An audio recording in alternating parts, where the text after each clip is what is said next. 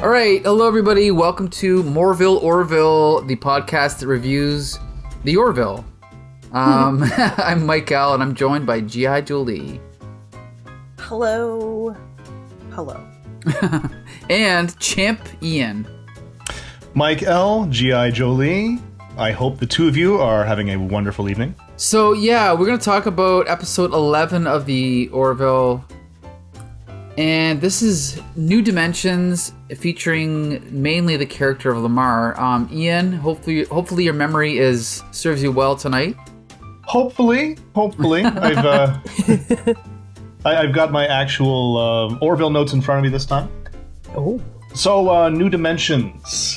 This episode opens up with the chief engineer, whose name I forget, but who looks an awful lot like Ontario Conservative Premier Doug Ford. Yeah. He's leaving to do something. Oh, he's leaving to build a space station or something like that.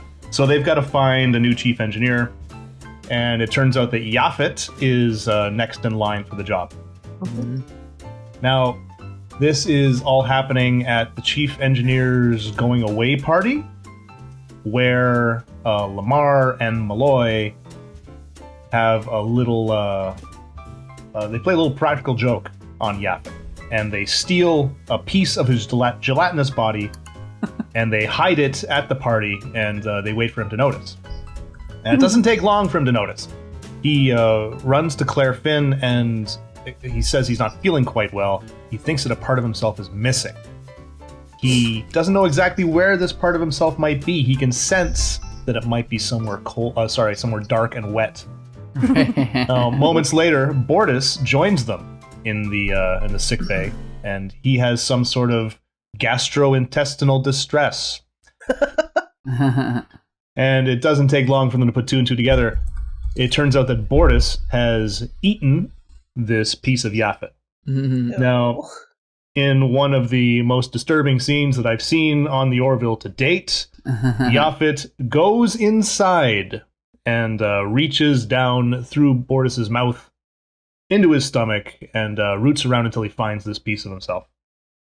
Now, he finds out that LeMar and Malloy are responsible. They get called before the captain and First Officer Grayson.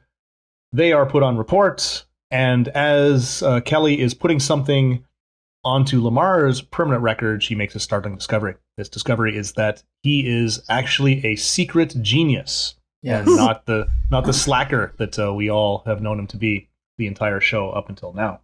Mm-hmm. Right around this time, the Orville encounters some sort of a spatial anomaly. And as they are trying to map this anomaly out, it is determined that it is a area of two-dimensional space. It's actually fairly dangerous, as they realize when they come across a smuggler who has stolen a cache of Krill weapons and is on the run. They advise him to steer clear of the anomaly. They think that the smuggler thinks that they're just trying to screw with him. They fly through the anomaly, and they come out on the other side, all dead. So, now we have some indication of how dangerous this anomaly is, but the Krill are still on their way to find these weapons.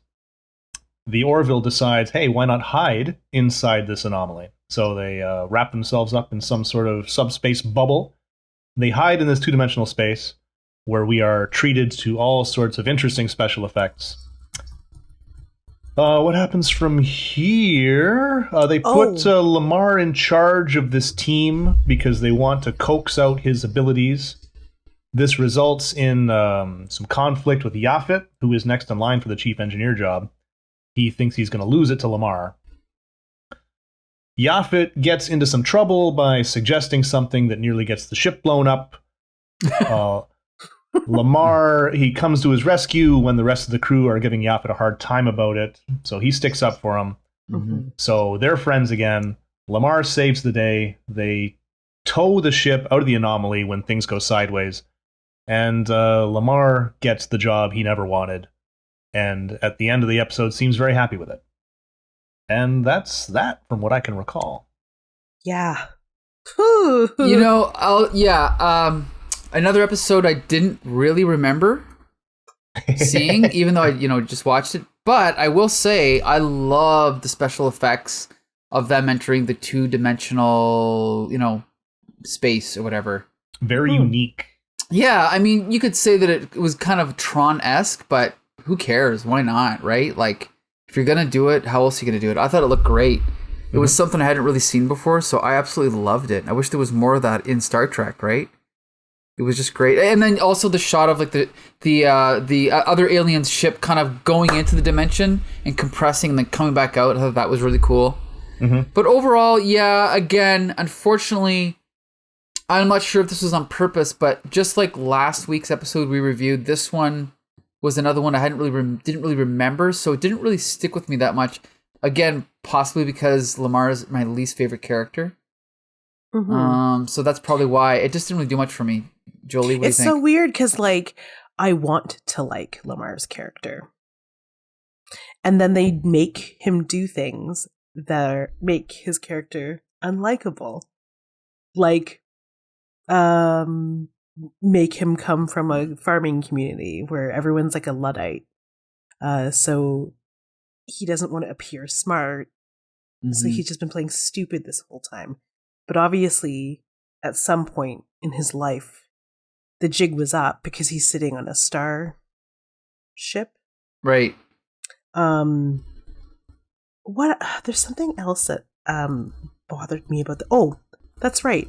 So when Kelly finds out that LeMar is like genius IQ, and kind of goes to bat for LeMar and suggests that Captain Mercer promote him just on a trial basis instead of Yaphet. Right. She's like, well, if I wouldn't have gone to bat for you at the Admiral, you wouldn't have your command position. I forgot about that. Yep. And that becomes like a point of contention between Kelly and Ed. That becomes more than a point of contention. That's Ed throwing a full-out tantrum. Right. Oh, yeah. Right. And it's like, oh, great. Not the parts that I hate about Ed the most are how childish he can sometimes be, and he doesn't hold back in this episode. Mm-hmm. So what do? They partner LeMar and Ed together, and they play them off of each other in a shuttle. Like, oh god! But they have LeMar barf for about 5 minutes first, which is like, I can't listen to people do that. I can't listen to people faking doing that, and that he did it. And the fact that LeMar eventually kind of like accepting his new role. What happens? He said Ed says something to LeMar. Because Kelly believed in LeMar. Right. So he identifies that, Kelly really went to bat for you. She was just going to bat for me. I should have thanked her instead of being a gigantic sandy vagina. The sandiest. Like Lake Erie levels of sand. I really hate sand. Me too. Especially when it has like those bristly bits in it. It's not soft like tropical saltwater sand can be sometimes. Yeah, we're surrounded by freshwater lakes and it sucks. But hey, this is also not a beach podcast. Okay, what else didn't we like about this stinker? I don't understand how they navigated through this. The science totally escapes me. Well, it's kind of impossible to make sense, but I can accept it. But yeah, this show tends to be fairly light on the science. They throw the jargon out where they need to either explain something or explain something away, but it's quite a bit lighter on the science than Star Trek was, and that's fine. That's fine. Get rid of some of the science. Not everyone's going to appreciate that, and it's not always necessary, right? Like as long as it's not too stupid, right, and as long as it doesn't explain away too many problems. This episode here, I think that the science was okay. Like, we don't understand what's going on. The entrance to where they were collapsed while they were in there. They found another exit possibly over there, but the engines were out. So it doesn't really matter why the engines were out. So they had to do this whole thing with the shuttle. I think it was again Captain Mercer being a child, man baby with a fragile ego. He should not have been on that shuttle. And Kelly should have told him, no, you're not going on that shuttle because the captain's place is on the bridge. Right. And we've learned this. This is like rule number 1 when it comes to these space shows. but he needed to pilot it to prove that he's still a good captain? Yeah, no, he hasn't proven that. He's proven he's a good pilot. Two different things. Which has nothing to do with the mental struggle that he's currently having right now. Right. But it's just more of he had to put himself in the position to be the hero. Okay, fine. And he's stroking his own ego. Okay, fine. It's I don't know, this episode bugged me in so many different ways. Well, it's also I kind of noticed this. I watch a lot of TV. I'm a couch potato, but there's a lot of CW shows that do this where they'll focus on a theme. Like, this episode is about fathers, and they'll have 2 or 3 different characters deal with their fathers. Then they'll have another episode where it's like this, a crisis of faith, and they'll have 2 separate characters that each have to deal with their own crisis of faith. And whenever there's an episode like that, it always feels very forced to me, right? To have 2 different people going through the exact same journey, basically. Yeah. I mean, it's just a little convenient that they both happen to overcome it through the same way, piloting the shuttle. While sitting next to each other. Yeah, while sitting next to each other, right. And funny enough, it's also caused by the exact same person who's apparently put them both into a tailspin. Good point. I will say, though, that had we gotten this episode instead of, oh my goodness, I can't even remember the name of the episode. Majority Rule. Had this been the introduction to LeMar, in order to help the show build character with the audience, I feel like I probably like LeMar a little bit more. So you think this was a better episode or better for LeMar? I think this is a better episode for LeMar, though that's not saying much either.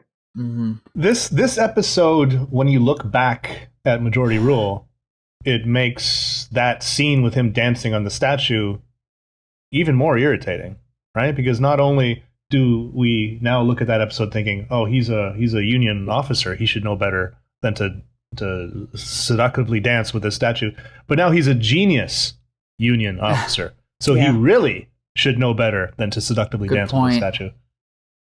Yeah, there's another. Sorry. Go ahead, Julie. I was going to say, he tells Kelly specifically, he's like, I just want to fly. I want to live my life flying under the radar. That's it. It's like, oh, again, not a good reason to jump up on the statue of a national hero and grind it to death. Good point. And I've got a little irritation with, it's actually that exact scene where she's trying to convince LeMar. And I don't know why this bugs me, but she asks him, do you know anything about money? And he's like, oh yeah, we used to use it to buy, things. Well, once we could make things out of nothing, we didn't need money anymore. So reputation and like your credit, like what you do, has become the new status symbol. And I'm thinking to myself, so what are you saying? Like, you're all a bunch of rich assholes up on this ship and you want him to be like you now too? Like, isn't that a little, I don't know, that rubbed me the wrong way a little bit. That's an interesting point, yeah. Like, it's just this sort of elitist way of looking at things, and he's doing fine, doing what he's doing what he wants to do. It's like, why is that not good enough? Yeah, actually, you know what? This reminds me. Actually, now that you mention it, Ian, I'm sure you'll remember this episode. There's an episode of TNG where it might have been the one where Picard is shown by Q how his life would have been if he didn't get into that fight when he was a teenager. Remember? Tapestry. It's a great episode. It's a great episode. It's one of the best, actually. But one of the things that bugged me was I remember in that alternate reality he's shown, I think that's the one where Riker kind of lectures Picard because he couldn't stand out in a crowd and blah, blah, blah. Basically, he's looking down on him because he never advanced in his career, didn't become a captain, right? Mm. It's kind of a similar thing because it's what I thought when I was a kid was, well, not everyone can be captain. Not everyone's going to be a captain. Not everyone's going to be, there can only be, in a whole lifetime, how many people can be mayor of a city? Right? Mm-hmm. A small handful. So it's kind of a similar idea where it's, always the lecture, you always be a leader. Well, no, not everybody can be a leader because in order to be a leader, there has to be followers, right? And it's kind of like what you're saying. It's like, well, not everyone wants to do what you think is the sign of wealth in this culture. Is that what you're getting at, kind of? That's exactly what I'm getting at. And just because you can do a thing and because you're good at doing a thing, why should that be the thing that you have to do? Right? Right. Lots of people are great at stuff that they hate. Yep. Good point. Yeah. And that's sort of backed up by the scene where LeMar is sticking up for Yaphet when the other crew members are like, oh, yeah, he screwed up last time. Hope you get it right this time. And LeMar is like, hey, he thought it was a good idea. I thought it was a good idea, too. If anything, this decision's on me, and this is why I'm sucky at being a leader, right? And he gets down and it's like he's pissed off that he's in this position at all. And at that moment, it's like he hates everything about what he's doing. Right. Of course, 5 minutes later, he's fine, he's relishing in his role. Well, telling people they can get drunk with him later if they all do a good job, but whatever. It's.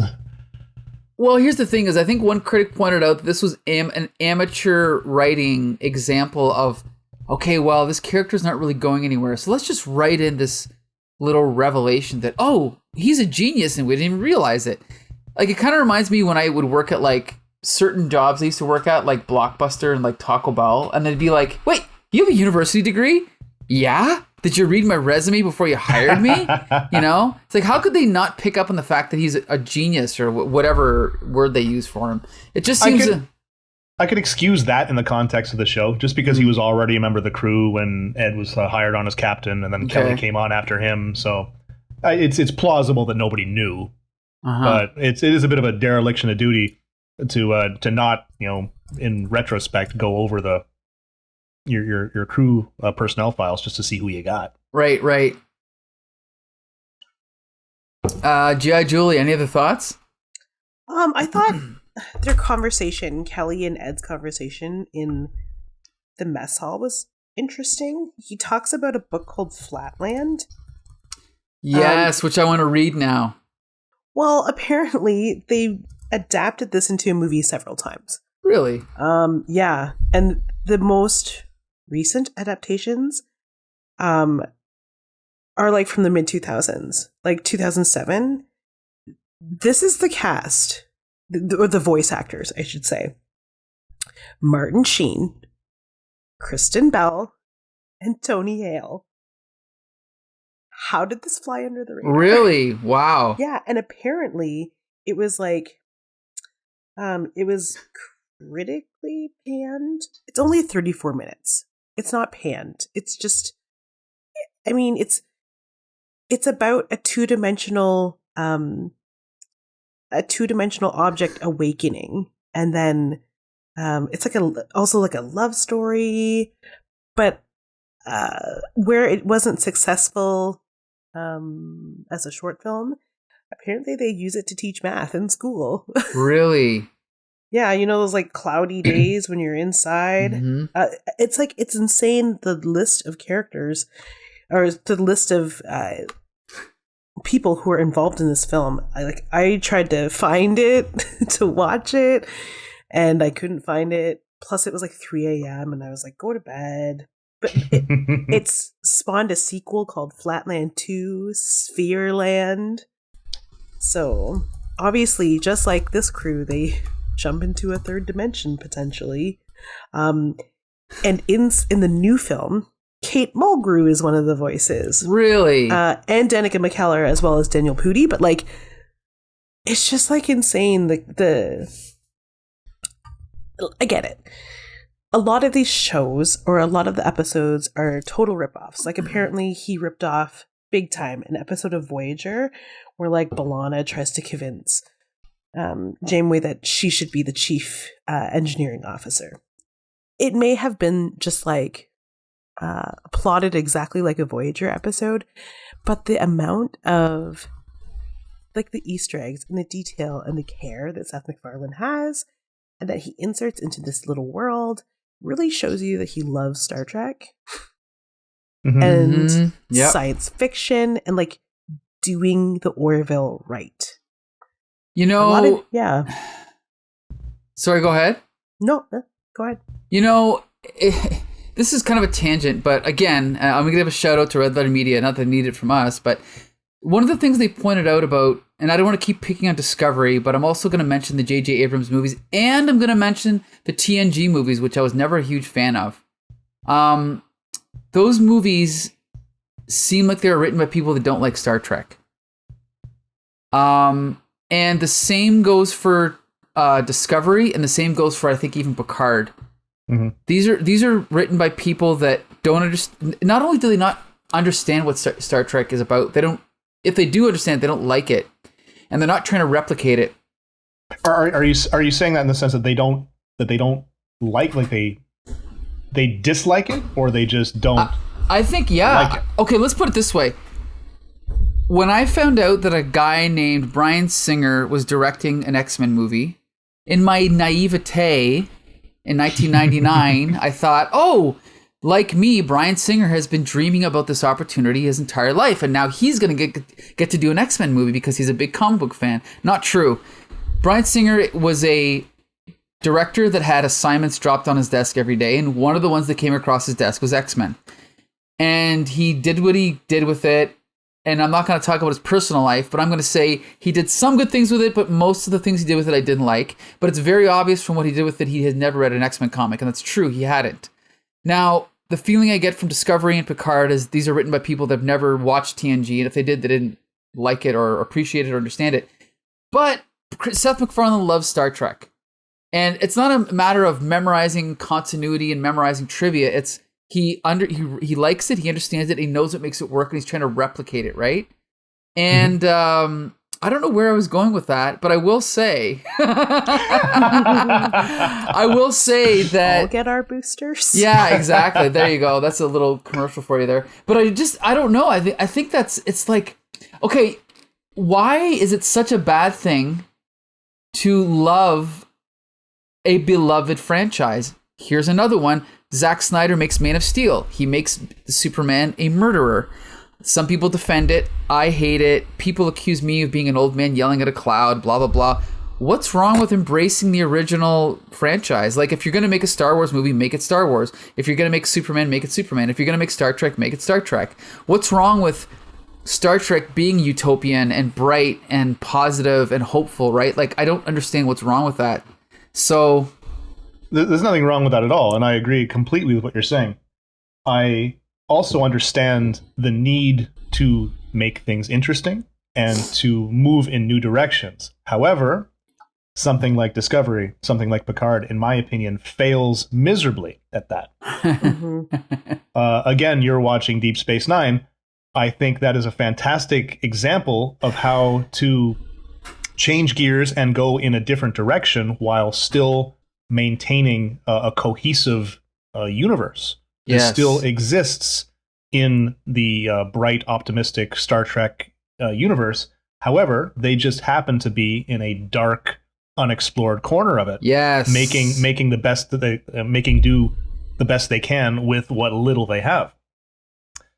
Now, when it comes to something like Discovery or Picard, it's like they're not even in the same universe anymore, and I find it jarring, and it doesn't speak to me at all. Well, it's like watching something that isn't Star Trek, and they just slapped Star Trek labels on it. Well, not only is it in a different universe, it actually is in a different universe because it's a different timeline. Different timeline. But this is the thing though, is not only is it a different timeline and therefore a different universe, all of the things that made Star Trek what it was have been altered. For example, the Starfleet is not Starfleet has not overcome xenophobia and racism. Starfleet in the Picard show are racist against Romulans, right? They treat Romulans like second-class citizens, unwanted immigrants, whatever you want to call it. There is originally in Star Trek, we talked about this before, there was no money. Even in the Orville, there's no money. But guess what? In Picard, Captain Picard is considered rich, and another member of his crew is considered poor. She's living at a little, almost like a mobile home, and he's living in this, rich, gigantic vineyard, or whatever you want to call it. So all the problems that humanity had overcome by the 24th century in the new iterations of Star Trek, they're all back. And to me, again, it's like, why do I want to watch this show? But whatever, that's neither here nor there. I'll just say that the little development in this episode where LeMar takes the side of Yaphet is not something that would have happened in Discovery or Picard, right? Just that little moment of having the entire engineering crew turn against Yaphet, but LeMar saying, no. I mean, I supported his decision, so it's my fault too, Don't turn against them, right? That's not something... I mean, you could argue that's almost like... I don't want to say... people might look at that and say, oh, what is this, like an after-school special? But no, what's wrong with that? What's wrong with having an example, like a moral example set by a character in a TV show? I think it's great. What are we going to say, Jolie? Well, I said, speaking of racism... it's funny that you should say that, and especially about this episode, because Yaphet accuses Ed of being right. quote, what is it? Speciesists? Yeah, speciesist. And Ed is like, I am not. I have several gelatinous friends. Yes, that's hilarious. Yeah. Oh, you know what? Okay, now usually on the show, one of our biggest fans, Aaron, says, Aaron is a she? Yes. Okay, I'm sorry. I've never met Aaron. Aaron likes it when we mention our favorite jokes on the show. So I did not plan one, but as I was looking through the description, I remembered one of my favorite moments. And it's near the beginning of the show when LeMar and Malloy are watching the prank unfold with Yaphet, and they're sitting there with, what is the character's name? Oh my He's played by God. Mike Henry. Oh, Lieutenant Dan. Okay. DANN. Yeah, I love this guy because he's just that guy that wants to be in on the joke. Oh my God, wants I to hate that guy. He wants to be part of the cool crowd, but he's so not. And it's like he's playing along with them laughing, but at any moment you're almost waiting for Malloy and LeMar to look at each other like, ha ha ha, yeah, but then look at each other like, who the fuck invited this guy? You know what I mean? Like, but the guy is just so enthusiastic about it, and he just plays that character so well. I love it. Yeah, he's so like, cringy. Yes. Yeah, he's Cringy. like, oh, I love a good prank. I'm so funny. Yeah. Right. You guys are so funny. Like, we should hang out and do funny stuff. Yeah. And they just completely ignore him. Right. It was the There's best another way to start this episode. Yeah. another line. Oh yeah, he's at the end of the episode when they're talking about how the bubble, if it fails, they're all going to get crushed flat as pancakes, and he pipes up, "You guys talking about pancakes?" Yes, I forgot about that. Yes, you guys talking about pancakes? Oh, that was great. Oh Yeah, I love that. And then he's also the same guy that was on the elevator a couple episodes ago. Who recommended that they have? You guys should get a playlist. Music. Yeah, get some music on. Yeah, and it came back like 3 times. Yeah. And at one point, Kelly was like, "Is that all you do? It's just ride elevators?" Because honestly, he's like me. He's like, oh my God, are you guys following me? Like the third time he sees them. Yeah. Following me, Captain? So popular. Oh. And like, he's hurt when Ed and Kelly don't, when there's actual music in the turbo lift. And they don't mention it. He's like, kind of waiting for them to mention it. Yeah. And they don't. Uh-huh. You see, we do this thing where we talk about a character at the end of every episode. I guess we've decided to talk about Lieutenant Dan. Yeah, I guess we could. I mean, he is a recurring character. Yeah, Lieutenant. Okay, let's see. Lieutenant Dan, 1, triggers my trypophobia. immensely. Oh, really? Really? Oh, yes. Which phobia is that? Is that clowns? No. Oh, I'm not speaking, but this is an audio podcast, so I should verbalize that I'm glaring at Michael right now.